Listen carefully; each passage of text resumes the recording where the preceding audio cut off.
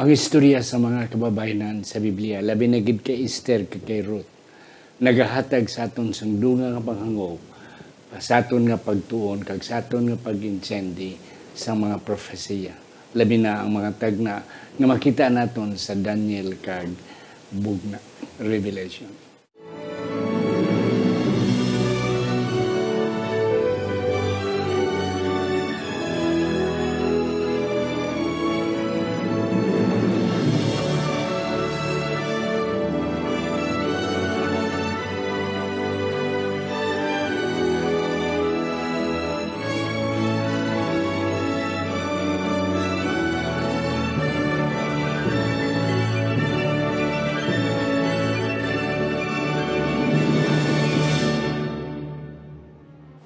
Ang pagtuon subong, simanal nga pag-usisa, pag-review, pagtuon sa aton leksyon. Ini isa ka ilunggong version sa aton Sabbath School lesson kada semana. Ginadala sa inyo sa Media Ministry Department sa aton iglesia diri sa Central Philippine Adventist College diri sa Alegria Murcia, Negros Occidental Philippines. Karon nga adlaw ang aton bisita mga pirmi na ninyo makita, they are pillars sa aton sa aton iglesia diri labi na gid sa aton School of Education, School of Theology, I mean. Ang una na ako pakilala sa inyo, siya ang aton nga dean sa School of Theology diri sa CPAC. Wala sang iban si Pastor Dr. Rafael Carado. Doc, mayong hapon sa inyo. Mayong hapon man, Pastor Tomado, Pastor Toledo. Puod sa aton nga mga kauturan nga nagapadayon no sa pag tuon sang aton leksyon. Kabay pa ang aton pagtuon subong, isa ka mabungahon, kag madamo naman kita makang pansini. Kag akon gina-great pastor no ang tanan nga mga naga-share kag naga-pamati gid sining aton programa kada semana. Amen. That's correct mga kauturan. Hindi ginamon kamo ma-meet lang isa-isa, pero ari kamo sa amon nga pagpasalamat kag sa amon nga pangamuyo mga kauturan. Amon labi na gid amon mga sponsors kag ang mga permigid nga nagatanaw kag nagapamati sini nga programa. Ikaduha na akong napakilala sa inyo. Siya sang una ang aton nga Vice President for Student Administrations diri sa CPAC apang tungod sa kalambuan sang aton nga pangumhan gintawag sa union karon mga kauturan. Kag siya ang aton nga director sa Spiritual Prophecy kag Ellen G. White State, mga kauturan. Wala sang iban si Pastor Dr. Elden S. Toledo. Doc, mayong adlaw sa inyo. Mayong adlaw man, Doc Tomado. Isa ka pribileyo mga kauturan nga nagkapatid. Buylog naman ako sa inyo sa sini nga pagtuon naton. May mga kauturan, Pastor, nga nagsilinyo sa Malawi ka panahon doon sa lesson discussions nito tungod mga kauturan sa mga responsibilidad. Karon mga kauturan, yan naman kita nga mag-tuon, dululungan tuon sa pulong sa Ginoo sa sinatang. Yes, that's mga kauturan, nami-igid ni sila nga mga tao mag-say-say sa atong leksyon gapang hindi na tumadakpan tungod sa ila nga mga kasakoon sa mga responsibilidad nga ginatag sa Ginoo sa ila. Ato na nindo ko ang ato mga ulo sa siningation ginatugyan namo ni Ginoo nga pagtuon kabay pa ang pinakamanami ikid pinagi sa bulig sa bulan nga espiritu magagwa sa amon nga diskusyon karon sa ngalan ni Ginoong Hesus. Amen. Amen. Ang aton sa tsara nga teksto mga kauturan nakita sa Esther kapitulo 5 versikulo 2 nga nagasiling kag sang nakita sang hari si Hara Esther nga nagatindog sa luwang nakaphamuot siya sa iyay tululok kag ginuntay sang hari kay Esther ang setro nga bulawan nga yara sa mga kamot. Gani si Esther nagpalapit kag nagtandog sang ukbong sang setro. Doc Raf and Doc Ellen, Esther and Ruth. Aton ini siya tunan, hindi gid siyang madalom-dalom, but we will be able to get something nga maintindihan naton ang propesya. Kaya nga itong natunan sining trimestry, is how to understand prophecy. Mm. Yes. Doc Raf, ano pagid ang imo din na kalupangdan nga makahatag giya sa aton nga sini nga semana? So, ang Book of Revelation may ara ginagamit nga allusion no sang woman, babae. Babae. Kung siya magaisgot sang iglesia, labi na gayud sang sitwasyon sang iyang iglesia sa Old Testament. Kag sining simana, duha ka babae ang tuntunan, si Esther kag si Ruth, nga sa diin ang ilang kabuhi nahimo ini nga daw type sang iglesia. Sa diin kada isa sa ila may ara nga importante nga pagtulunan may tungod sa aton man nga umalabot nga sitwasyon sa ulahi nga mga adlaw. Yes, and that's correct. Yes, Doc Eldin. Yeah, sakto na Pastor ang ginhambal ni Pastor Corrado. Naga-sugid siya sa aton sang duwa ka babae kung ano ilang struggles nga na overcome nila ang ining mga pagtilaw sa ilang kabuhi paagi sila nga pagtuo kag katutom kag kaisog sa Ginoo. Nga nag-alod siya, hatag sa aton sang ideya sang palabuton man sang iglesia sang Ginoo nga nagatindog nga matutom kag putli nga may kaisog sa pagsugata sa sining mga pagtilaw kag mga pagpanghingabot nga malabutan sang iglesia sa palabuton, Pastor. Yes, and that's wow, excited mga kauturan. Kanami sa amon nga pag-review ako personally. Sa akon nga pag-review, I'm excited mga kauturan to know more. Kay ini nagadulong sa aton sa palabuton. Kay maabot man ang mga panahon nga mangin pareho man kita sini. Nga ara kita sa ital-ital nga mga nga mga nga mga sitwasyon. Yet ang aton leksyon nagahambal nga hindi naton tulokon ang mga kasakitan, but let us look to the one who will redeem us. Pastor Elden, balik ko sa imo. Sunday, famine in the house of bread. Grabe, may kagutom sa balay sang tinapay, sang kalanon. Yeah, aton makitaan, Pastor, nga very significant ni ang Bethlehem. Kaya actually, ang Bethlehem sa compound word siya sa Hebrew, Bet kag Likem. Bet, balay. Balay, house. Ang Likem, amo na siyang tinapay or house of bread. Pero dili makita naton, Pastor, ang irony nga balay siya sang kabugana, pero may scarcity sa supply. May famine ba yun? May famine, no? Hindi lang yung gutom. Kundi may ara gid nga mainot gid. Yeah. Ka malaka kag mainot ang pagkaon sa sinang house of bread. Kag kabalo kitang Bethlehem amo na ang naduta nga tawhan ni David, amo man na sa Ginisos na tawo.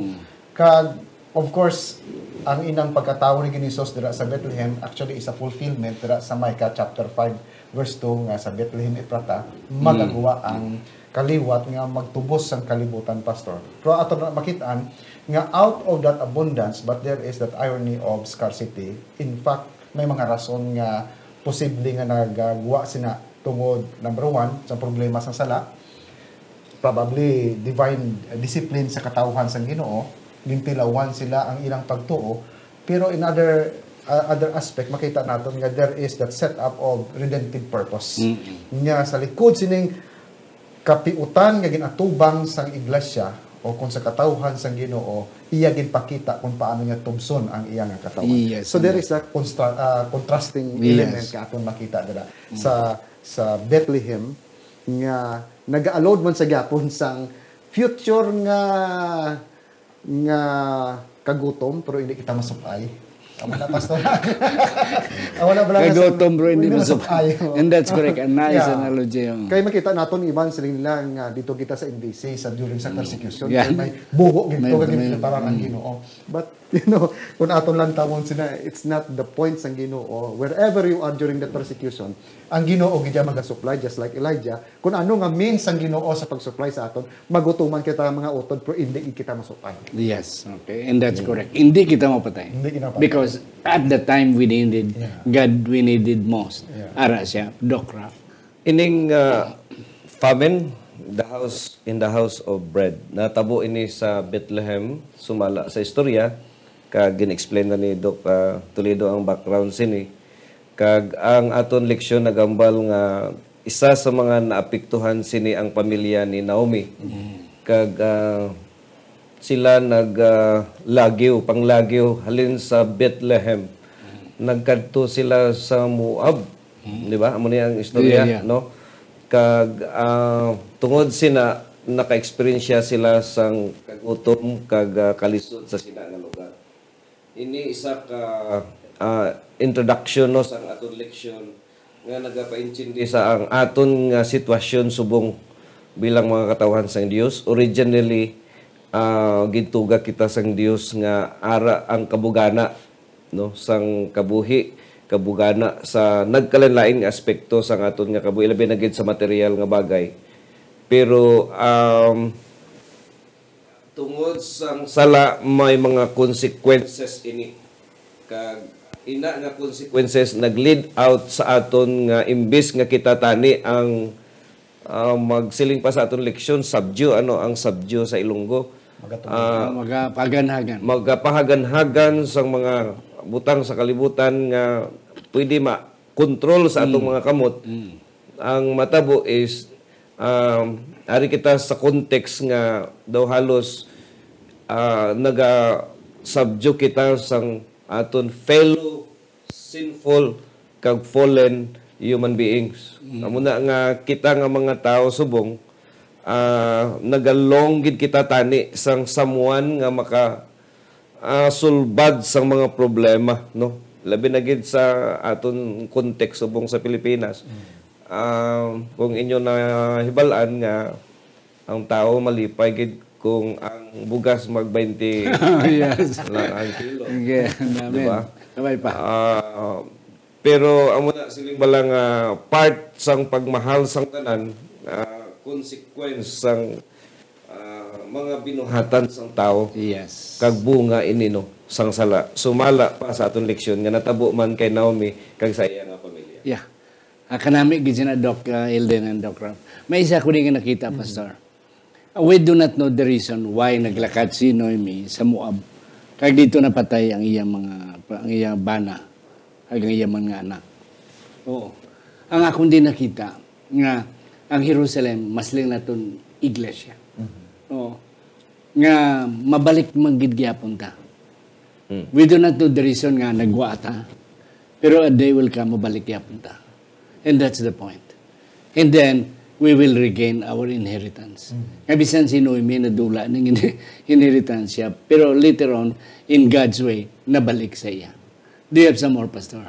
Yeah, nato na makita Andra nga sa akon nga na-forfeit niya pastor ang mga inheritance para gimaligya niya.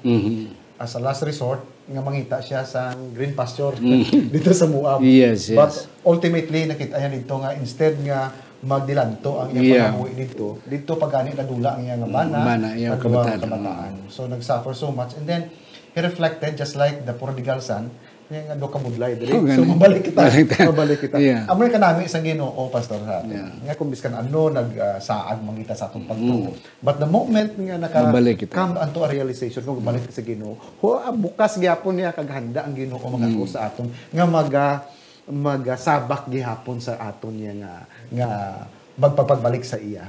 Yeah. Batunon kita gyapon sa Ginoo. Yes. Before na ko nihatag sa mo, Doc Ralph, ang sa Monday na itong election bala, may isa ko din nga naliprahan. Nga ang mga inheritance bala. Kaya ang mga babae, so I don't know if that's really correct. Ang mga babae ng mga kabataan, wala ginatagaan inheritance. Wala sila. Ang lalaki lang.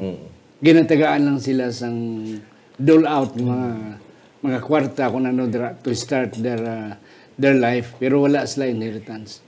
So, si Noemi, wala nang iya bana. Ang bana to may inheritance. But because of the death of the husband and the children who are entitled for inheritance, na-forfeit nila ang inheritance sa Jerusalem. Until nga nagabot si Boaz. Kaya kanami do ka drama wala nga kwan nga dira naman pinagidira na-redeem nila ang inheritance. Dokra. Muna ang isa ka pagbasa sa narrative no daw isa ka pamangkutanon nga ang Dios ang nagpaadto actually sa Israelites sa land of Canaan, land of promise. Amo ning Bethlehem amo na adri ka lugar kay natabo ni after several years nga nagsettled na sila sa land of promise ngayon kag ang promise is this land will be filled with flowing of milk and honey. Di ba? And then supposed to be dira lang gid tani ang source sini. Galing lang kay ti amo to hambal mo pastor nga ambal nga natabo ang famine. Si Noemi mismo, Naomi, change niya ang iya nga pangalan nga Mara. Pag-abot niya dito sa nagkalamatay pag itong ang iyang mga bata.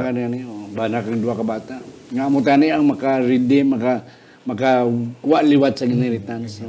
Kay amuto mo ang ilang wealth ang mga lalaki kay sa una basta makalalaki ka maging redeemer or kinsman no ina nga bata galing lang kay baw naubos gid alin sa bana ang tod babae na lang nagkalabilin. So pagka amo sina maragid ang ngalan ni Naomi gid isla niya gid daw mapait na gid ang iya nga kabuhi.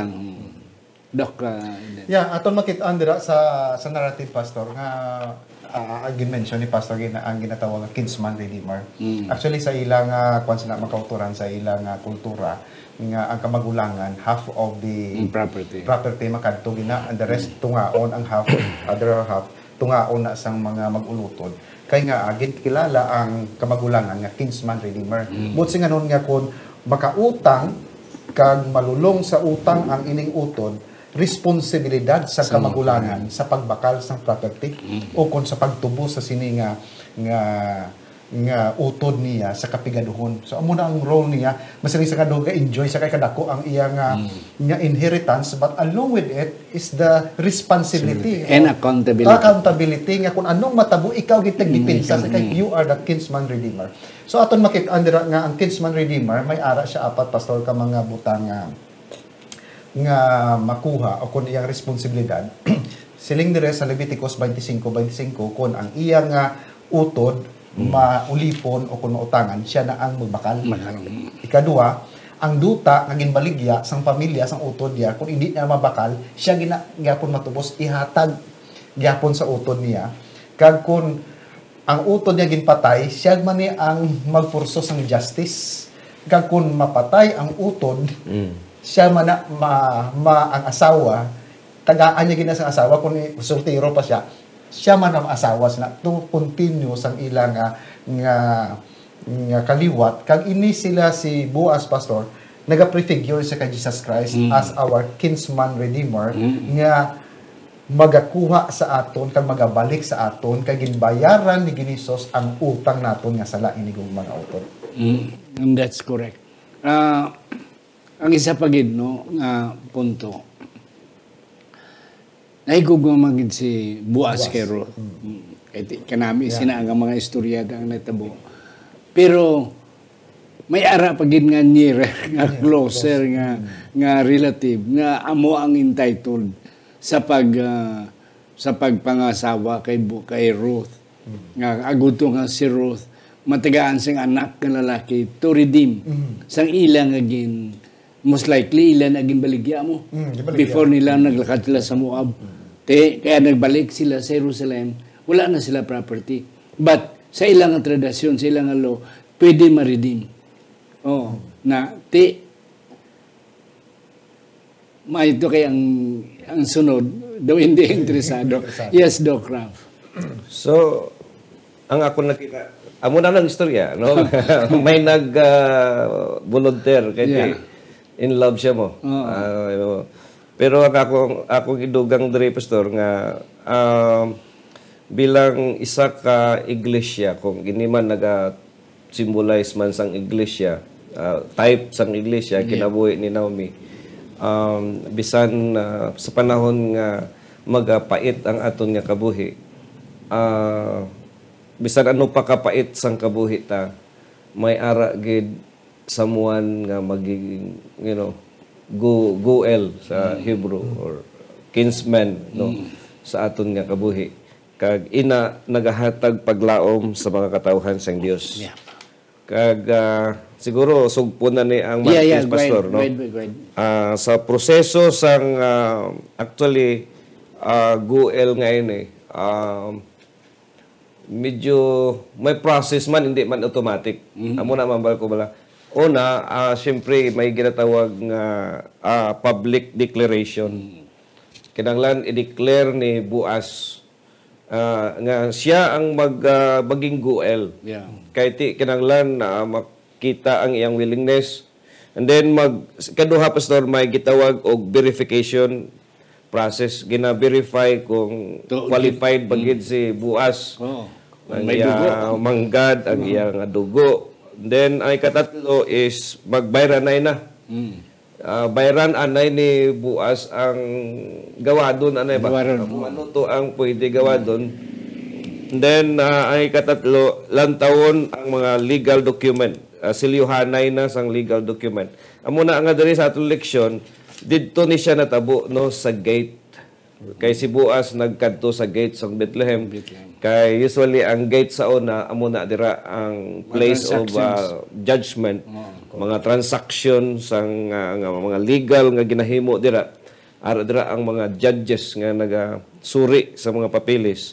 And then of course ang pag-asawahay na kag kung maasawa niya na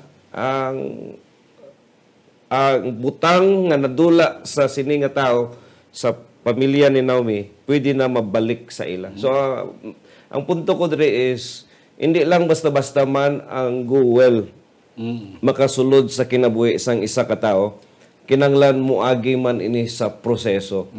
No? Legal process. Legal proseso. Yes. Kag ang atong leksyon, naghambal nga, amo man ini nga proseso kung paano kita gin-redeem sang aton manluluwas. Yes, Pastor Elliot. Yeah, aton ra makita Pastor, I like the term gamit ni Pastor Tarado kay nga si Boaz volunteer. Kag sa meeting sang Ginoo sa langit kung sino ang mag-execute sang plan of redemption, si Jesus Christ nag-volunteer nga siya man. Kag diri sa aton leksyon naghambal siya nga si Boaz prefigure man sa kay Jesus Christ.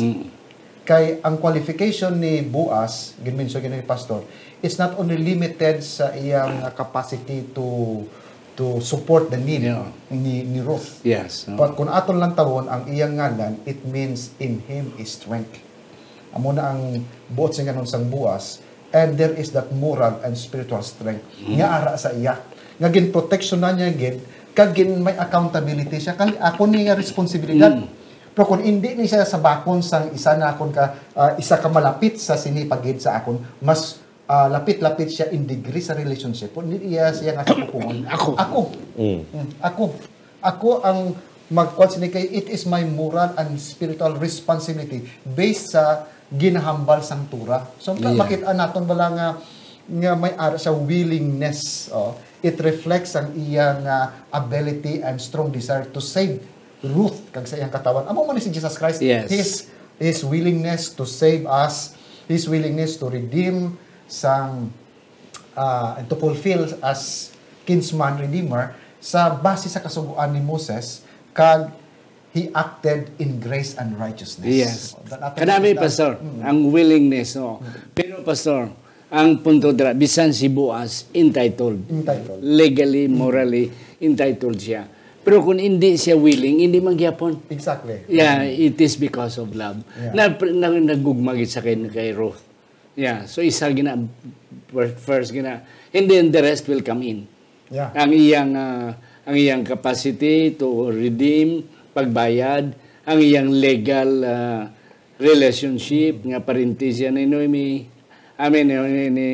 Ni Noemi, of course, si Ruth, asawa ng bata ni Noemi. That's it. It makes the contract more binding. Doctor.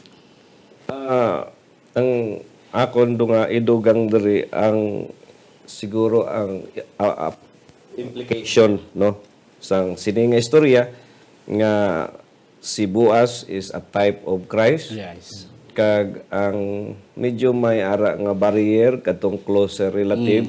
Sumala pa sa atong leksyon ini type man ni Satan. So ari diri ang statement ni Mrs. White paano gin-claim ni Satanas ang mga katawhan sang Dios nga ari diri sa lupa. Ang pamangkot is may right bala si Satanas, tinuod bala ba nga may right gid bala si Satanas nga mag-redeem man, nga mag-angkon sa tao. Well, ina ging claim ni Satanas pero wala man ta nabasa no nga ginsaway sang Dios si Satanas nga hindi pero ginpaningkamutan sang Goel who is Jesus Christ nga imbes nga si Satanas ang mag-claim no sa mga katawhan sa kalibutan, ini gin-claim gid mismo ni Jesus Christ. Yeah. Another is ang point is ang natabo nung nga proseso dito sa gate nga sa diin si buas gid mismo ang nanaog sa ibalay kag nagkadto sa gate kag ginasikaso, it projects the judgment day nga ginatudlo sa Biblia. Kanami. That one day there will be the church kita nga mga katawhan sang Dios magaatubang man dira sa ukmanan, pero hindi kita malisang kag hindi kita mahadlok kay ang aton Goel siya mismo ang magpanaog kag mag-attend sa sina nga judgment. Yeah. Tanan ginhimo gid ni buwas. Tanan nga mo posible. Nga mahimo niya. Amo man na sa aton. That's it. Mga kauturan, wala na kita tambaw. Haman. Kag si Satanas, and then diretson talang dayon sa Thursday. Doc Elden, anong imo na sapwan diri sa istorya naman ni Esther?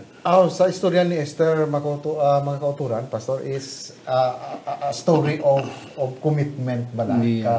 Faith man gihapon aton makitaan.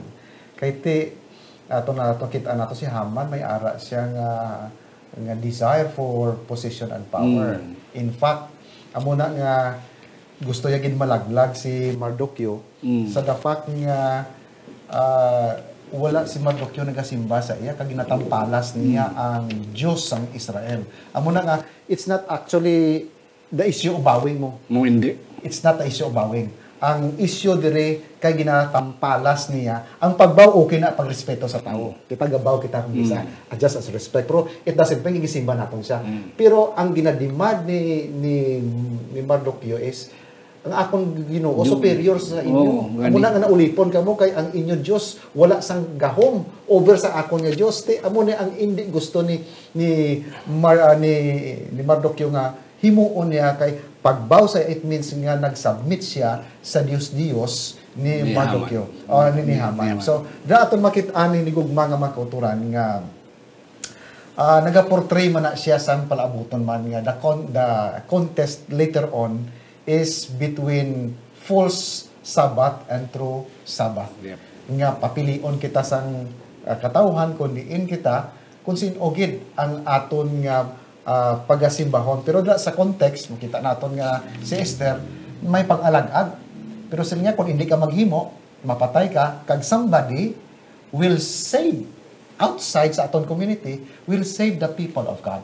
So dira aton makitaan mga kauturan ang istorya ni Esther nga may ara gid siya kaisog nga ginbaliwala niya ang iya nga future just for the sake sa katawhan sa Ginoo.